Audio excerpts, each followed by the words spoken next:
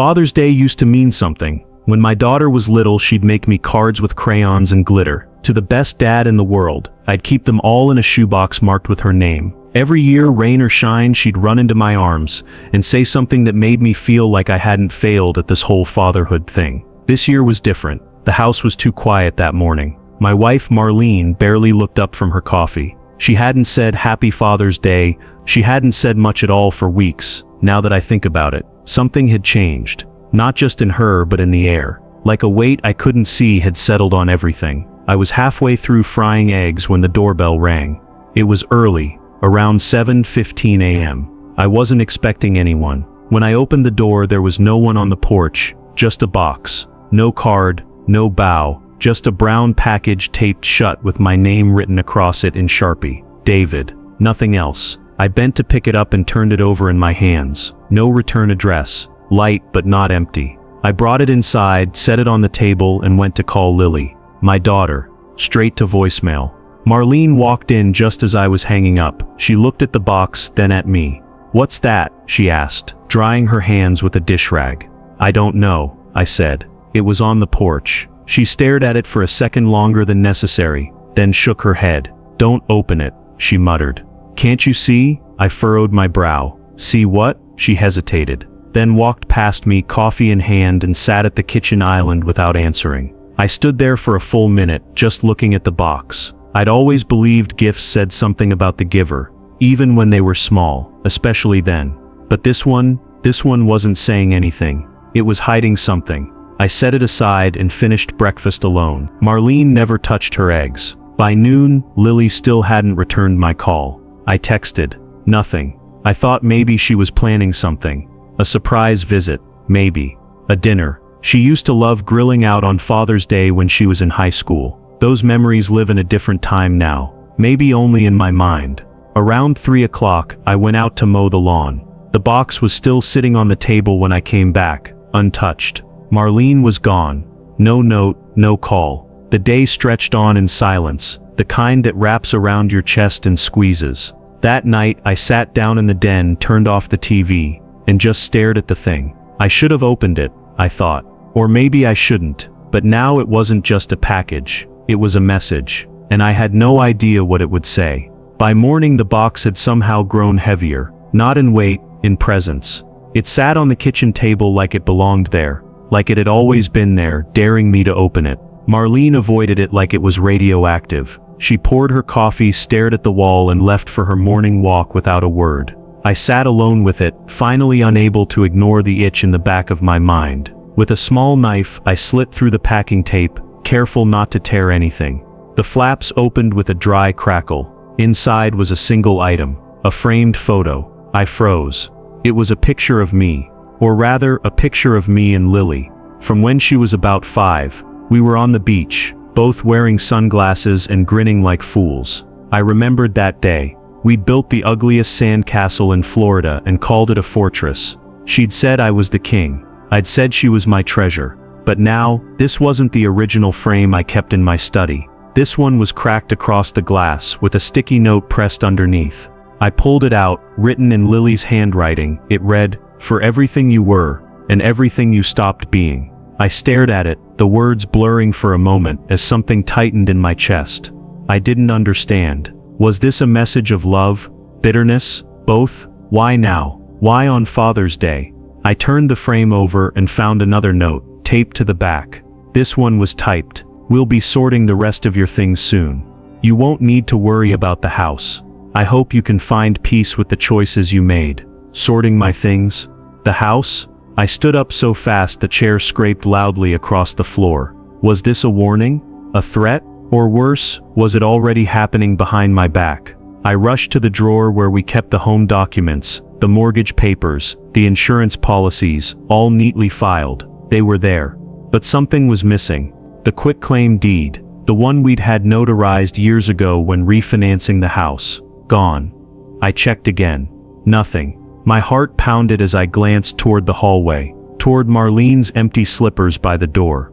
Her purse still on the hook. She hadn't said a word. But she knew. She must have. Later that evening, I waited for her in the living room. When she returned, I was sitting with the box beside me, She looked down at it, then at me. I opened it. I said quietly. She nodded like she'd expected that. "You know what this means." Marlene took a long breath. "It means you waited too long." Then she walked to the back room and shut the door.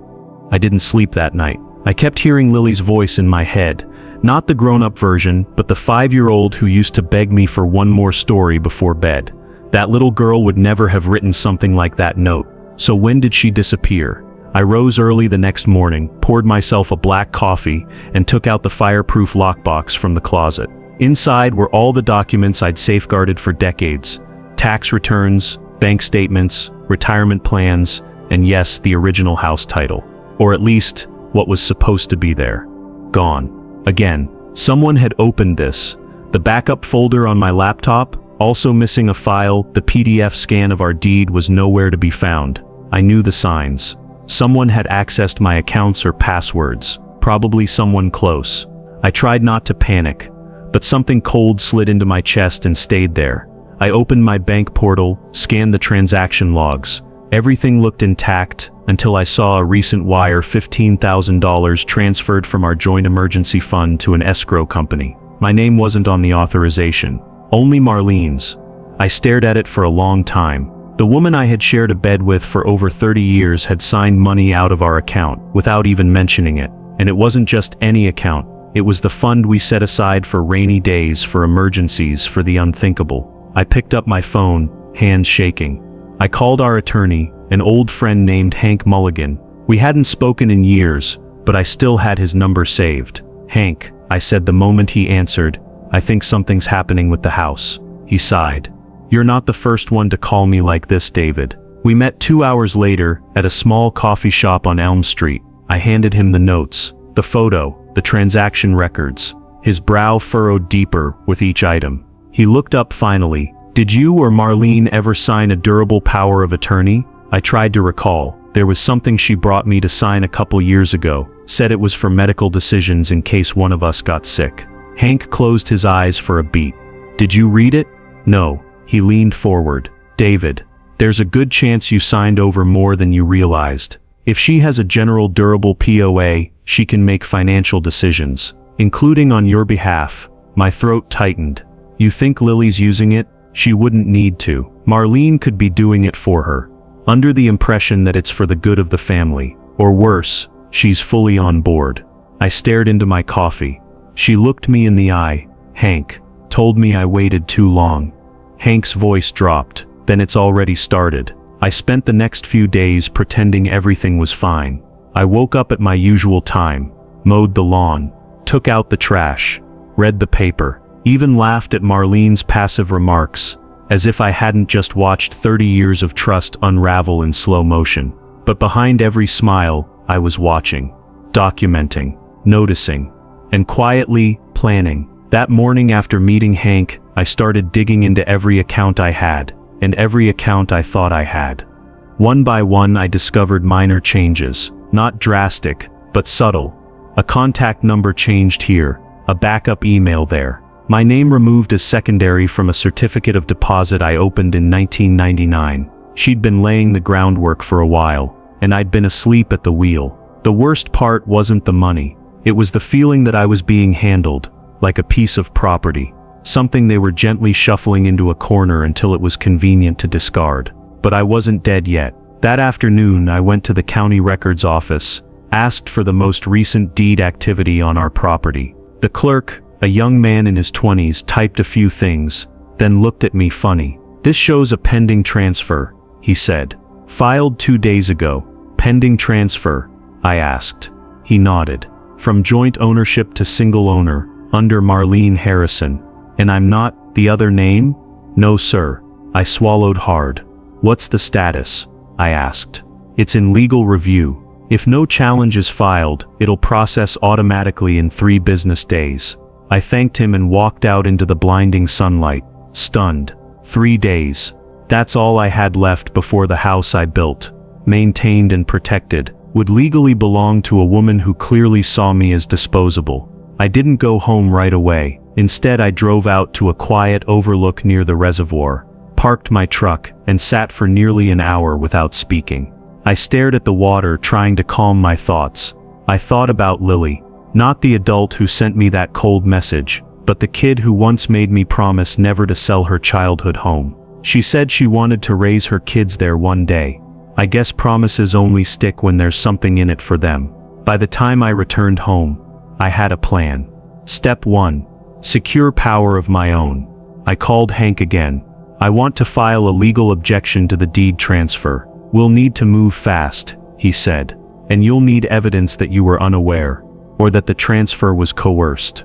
I've got both, I said. And I'm not letting her erase me from my own house. That night, I watched Marlene closely. She moved like someone who had already won. Every glance, every silence, felt like it carried a smug weight. She didn't ask where I'd been. Didn't seem to care. She thought I was defeated. That was her mistake. Because I wasn't grieving. I was gathering strength. The next morning, I went digging through my old photo albums. Not out of nostalgia, but strategy. I was looking for someone, a forgotten name from Lily's past. A time when she was still real, still kind. And I found him in a photo taken 6 years ago at her college graduation. Tall, lean, with a kind face and a hand on her shoulder. Mark Preston. He was the one who'd nearly become family. The man she almost married before she started listening to Marlene more than her own heart. I remembered the way Marlene used to speak about him, with veiled disapproval, like he was too small-minded or not ambitious enough for her daughter. Translation, he couldn't be controlled. That made him valuable. I found his LinkedIn profile in under 5 minutes. Still working at the environmental design firm across town. I sent a simple message, "Mark, this is David Harrison, Lily's father. I need to speak with you. It's personal, please," he replied within the hour. We met that evening at a coffee shop near campus. He was older now, more refined, but still carried the same quiet kindness I remembered. He looked surprised to see me, and even more surprised when I got straight to the point. "I think Marlene and Lily are trying to steal my house." He didn't laugh or look shocked. He just nodded. "I believe you," he said quietly. "And I'm not surprised." He leaned back and exhaled. "Your wife tried to manipulate Lily even back when we were together. It was subtle at first. Suggestions, comparisons, little guilt trips about her future. But it got worse when Lily started talking about marriage. Marlene made her feel like choosing me meant giving up some grand destiny. And Lily believed her?" He shrugged. "She wanted to please her, always did. That's what made her easy to control." I clenched my jaw. "Well, now they're trying to control me." He frowned. "You said they. You think Lily's fully involved?" "I don't know," I admitted. "But she's not stopping it either. And the things she wrote, they weren't from a daughter who's confused. They were calculated." He tapped the table with his fingers, then said something I didn't expect. "You know, after we broke up, I stayed in touch with your daughter for a while. She used to confide in me. Then she stopped. Cold. Right after she moved back home. What changed? She told me she found clarity. But honestly, it felt like she lost her voice. Started parroting Marlene's ideas. Real estate, long-term security, legacy. She wasn't talking about dreams anymore. Just assets." My stomach sank. "You think she's in on it, or just scared? Does it matter?" he asked. "If she's helping your wife dismantle your life, fear doesn't excuse it." He was right. We parted after he agreed to send me any messages or emails he still had from back then that might show Lily's manipulation or Marlene's influence. Anything that could support a pattern.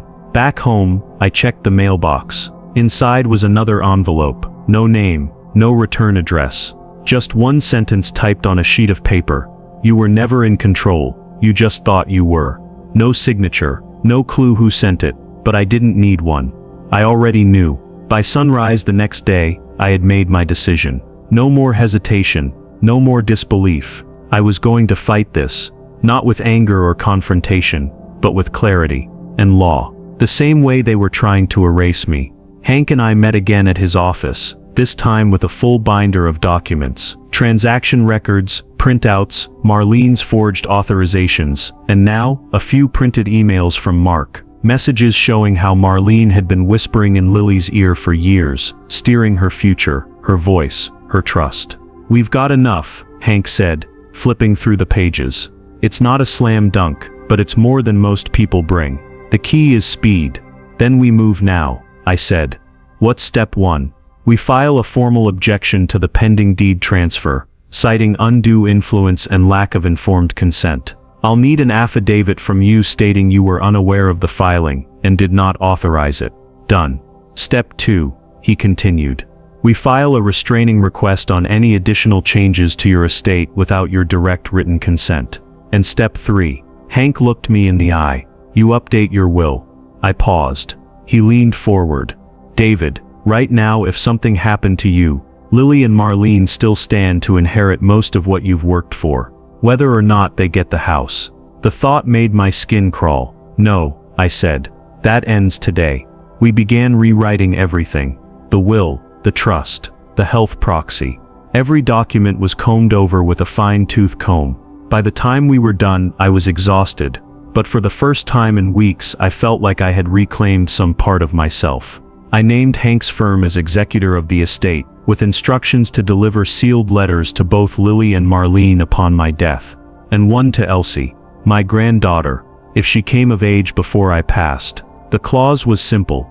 Any party who files for guardianship, power of attorney, or attempts to transfer property without my knowledge shall be permanently removed from the estate.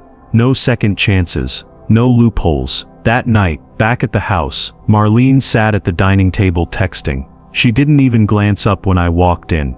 I studied her face, calm, unreadable. She didn't know that her plans had been intercepted, that her name was no longer protected by my silence. She thought I was still the man who forgave everything. But she never understood. I forgave because I believed in family. And now I'd seen what that belief cost me. I sat down, pulled out my old journal, the one I hadn't written in since Lily left for college, and opened to a blank page. They almost took everything, but they forgot who built it, brick by brick, word by word, and now it will be protected, not by love, but by law.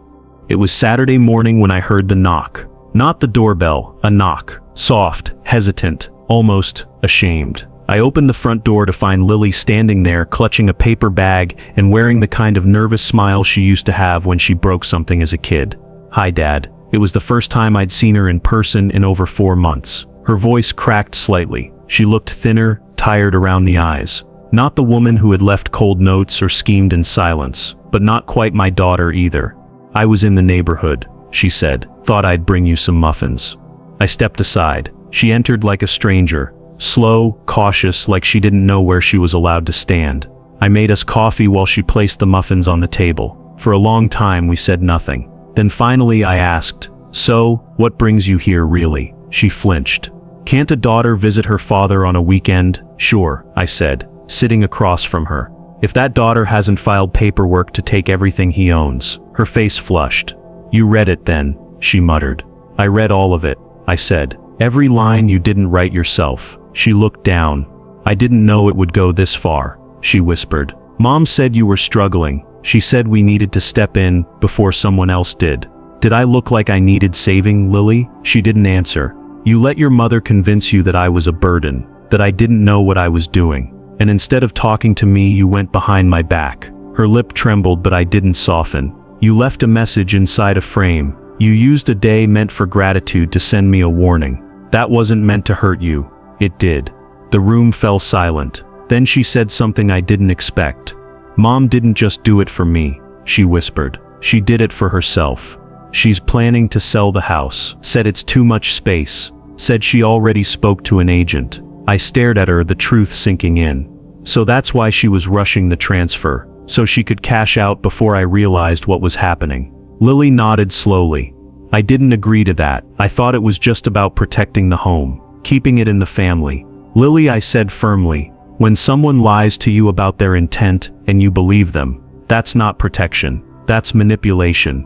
Tears welled up in her eyes, but I stayed steady. "You used to call this house your anchor," I said. "Now you're letting it become leverage."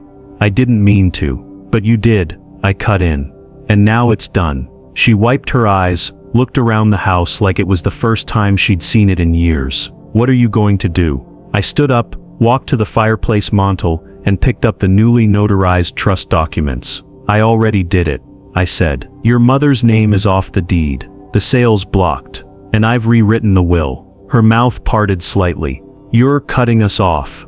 "No," I said. I'm protecting what's mine. I placed the papers back and turned to face her. If you want to be in my life, Lily, you start by being honest. About everything. She left not long after. Didn't take the muffins with her. By Monday morning the storm arrived. Not from the sky. From across the table. Marlene slammed a stack of papers onto the kitchen counter just as I finished reading the paper. She didn't offer coffee. Didn't sit down. She pointed at the manila envelope like it was poisoned. You challenged the deed. I folded the paper calmly. I did. Her jaw tensed, knuckles white against the folder. And you voided the power of attorney. That too. You think you're clever? She hissed. Undoing what we planned for months. I leaned back in my chair, steady.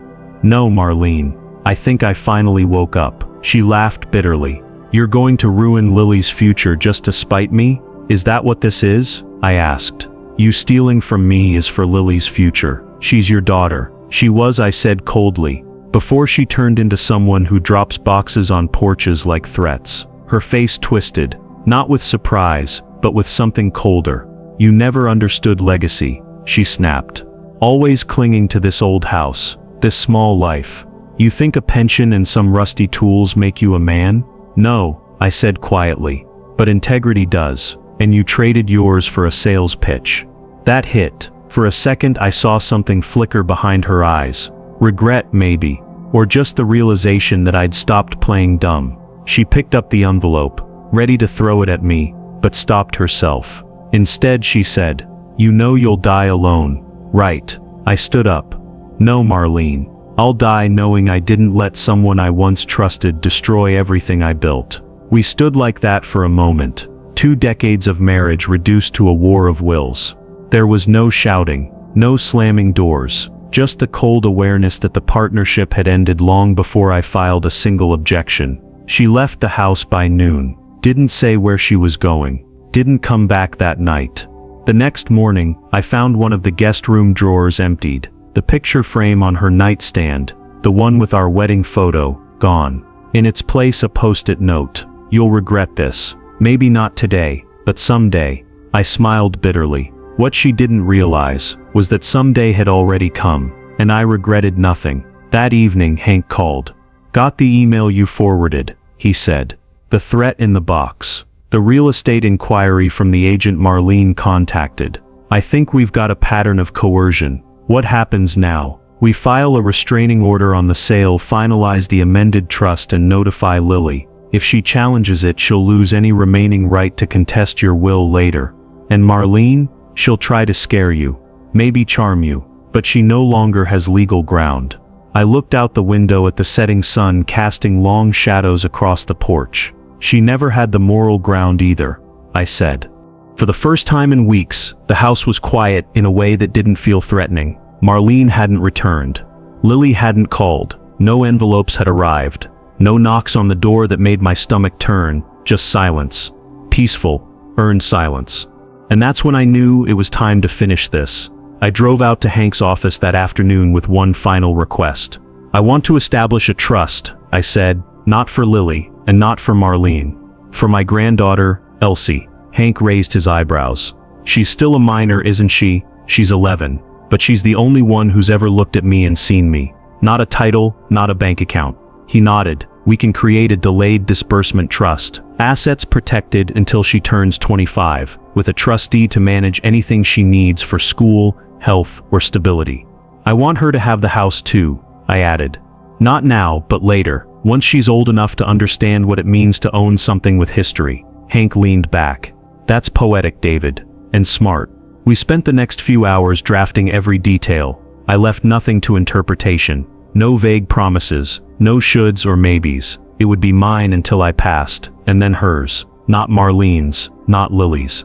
Hers. But I didn't stop there. That night I sat at my old roll-top desk and pulled out a box of yellowed stationery. I hadn't used it since before Lily got married. Back when letters were the only way to say things you didn't know how to say out loud. I wrote a letter to Elsie. If you're reading this, I'm probably not sitting on the porch anymore with a cup of coffee waiting for you to visit. But know this, everything I protected for you. Because you saw me when others saw weakness. Because you remembered me when others rewrote me. This house is yours. But more importantly, The truth is yours too.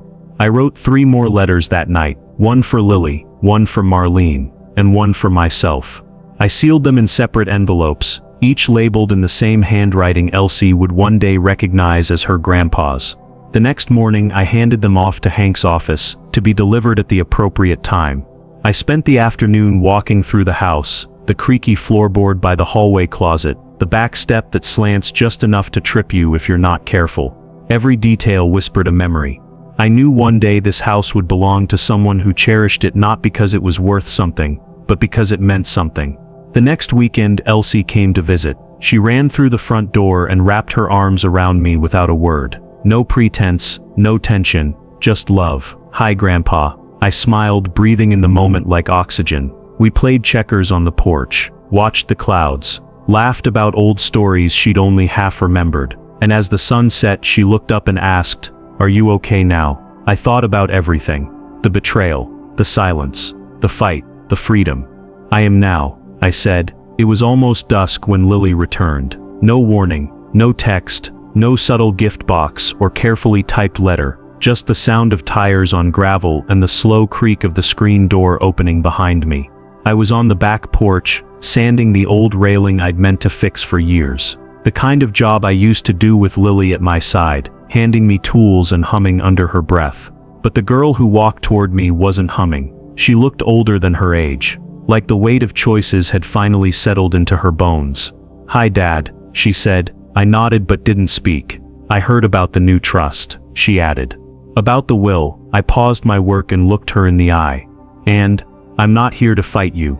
That surprised me. She stepped closer and placed a small manila envelope on the porch railing. "I found this, in Mom's drawer. After she left." I opened it slowly. Inside were scanned copies of emails, real estate offers, agent agreements, even correspondence with a moving company. All dated before that Father's Day. She'd planned to empty the house by summer. Lily looked ashamed. I didn't know it had gone that far. I didn't respond. "I'm sorry," she whispered, "for letting her twist things. For thinking that protecting your legacy meant taking control of it." I raised my eyes to meet hers. "You weren't protecting me, you were positioning yourself." She flinched. I didn't say it to be cruel. I said it because she needed to hear it. We both did. After a long silence, she asked, "Is it too late?" "For what?" "To be your daughter again." That stopped me. I set down the sandpaper and leaned on the railing. "There's a letter for you," I said, "upstairs. Top drawer of the study desk. I left it there before I knew whether I'd ever get to hand it to you in person." She hesitated. "Go on," I said softly. "If you're here for the right reasons, then it's yours to read." She disappeared inside. I stayed on the porch, watching the light shift through the trees. When she came back 20 minutes later, her eyes were red. She clutched the letter to her chest. "You remembered our sand castle," she whispered. I nodded. "You were my treasure once. I still want to be." "Then earn it." She didn't try to hug me. She didn't beg. She just nodded, and left. Not forever, but for now. That night, I sat with a mug of black coffee watching the stars emerge one by one above the treetops. Some people come back when it's convenient. Others come back when it's right. I had no idea which one Lily would be yet. But I knew the house was safe. The legacy intact. The fight finally mine. It had been nearly 3 weeks since Marlene walked out of the house without a word. The silence had been therapeutic. No sideways glances, no manipulative remarks, no whispers behind closed doors. Just the quiet hum of a home reclaiming its dignity. I thought perhaps she had accepted defeat. I was wrong. One Thursday afternoon, I received a letter in a heavy white envelope addressed in legal script, not Marlene's handwriting, but her intent echoed in every line. A petition, filed through her attorney, demanding financial reconciliation for emotional investment in the house, decades of marital labor, and a claim to equitable interest in all jointly held assets. It was bold. It was venomous. It was exactly what I expected from someone who had mistaken patience for passivity. I drove straight to Hank's office, handed him the envelope, and waited without a word while he skimmed it. When he was done, he chuckled. "Desperation has a paper trail. She's trying to scare me," I said. "She's trying to salvage what she thought she owned," Hank replied. "But it's too late for that. The new will, the updated deed, the sealed affidavits. You've covered every angle. I sat back. Good, he leaned forward. We'll respond formally, but I have a better idea. He opened his drawer and pulled out a copy of a letter. What's this? It's the original financial agreement she signed when you refinanced the home in 2012, the one that removed her from the primary title. You kept her on out of goodwill later, but legally, this proves she relinquished claim. I read the letter and smiled. She forgot about this. She forgot about a lot of things, Hank said, like who she was dealing with. That night I walked through the house slowly, touching walls I'd painted, cabinets I'd installed, shelves I'd built with my own 2 hands. This place wasn't just mine by deed, it was mine by sweat, by love, by quiet moments no one ever saw. The next day, Hank filed a formal dismissal request, citing both lack of legal standing and bad faith action. Attached was the signed 2012 letter. But I didn't stop there. I wrote Marlene one final message. Not a threat, not a plea, just clarity. You had every chance to build something with me. Instead, you tried to take what I built. I've left behind more than money. I've left behind a legacy, not of wealth but of memory, and you no longer get to shape it. We had the letter delivered with the court filing. No reply ever came, but I imagined her face when she read it.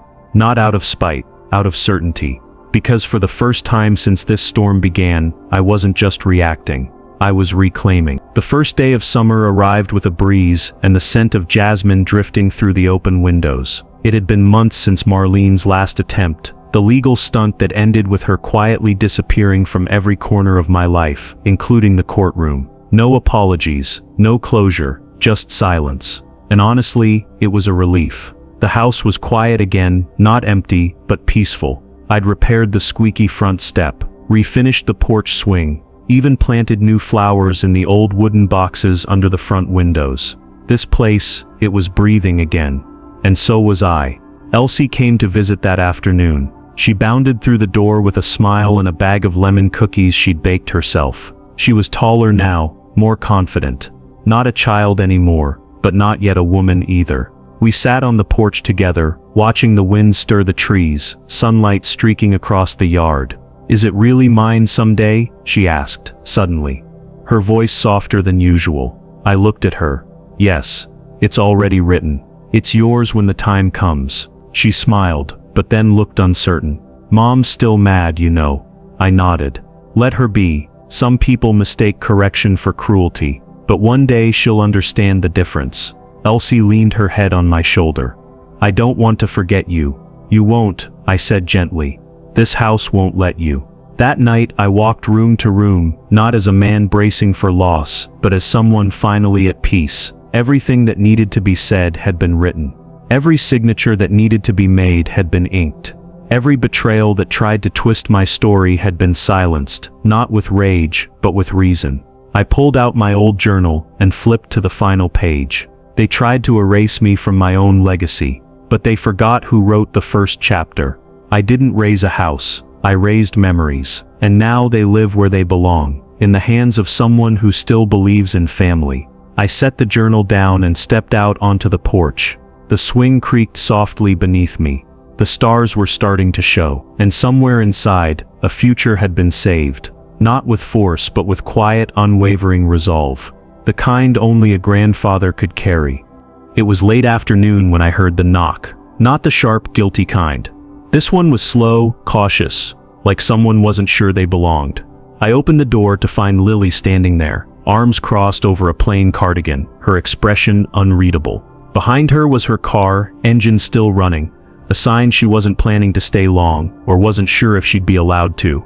I brought something, she said softly. In her hands was an old scrapbook, the one we'd made together when she was 12. The pages filled with camping photos, birthday breakfasts, and handwritten captions in her bubbly childhood print. I didn't speak. I just stepped aside. She entered like a guest in a stranger's home. We sat at the kitchen table, the same place where silence had once choked us both. But this time the silence felt gentle, patient. I was cleaning out my closet, she said, flipping the scrapbook open, and I found this. Thought maybe you'd want it. She didn't need to say more. I knew what it meant. She was offering memory instead of excuses. We looked through it for a while. Her face softened at the sight of herself covered in cake at age 5. My arm around her, Marlene in the background, always composed, always looking at the camera, never at us. I remember thinking we were unbreakable, she said suddenly. Me and you. We were, I said. Until you stopped talking to me. Her voice cracked. I thought I was doing the right thing. Supporting Mom, protecting what she said was ours. And now, she took a deep breath. Now I see that ours meant what she could control. And what she couldn't, she tried to erase. Her honesty was raw, almost fragile. I don't expect you to forgive everything, she said, but I'd like to try. To come back. If there's still a place for me. I leaned back in my chair, studying her. Not as a father desperate for connection, but as a man who had finally stopped accepting betrayal as a form of love. I'm not the same man you tried to write out of his own story, I said. I know. This house won't be yours, Lily. She nodded. But my door? I continued. That one, you can still earn. She wiped her eyes and reached for the scrapbook. Can I come next weekend? Bring Elsie again. Only if you're coming as her mother, not as my heir.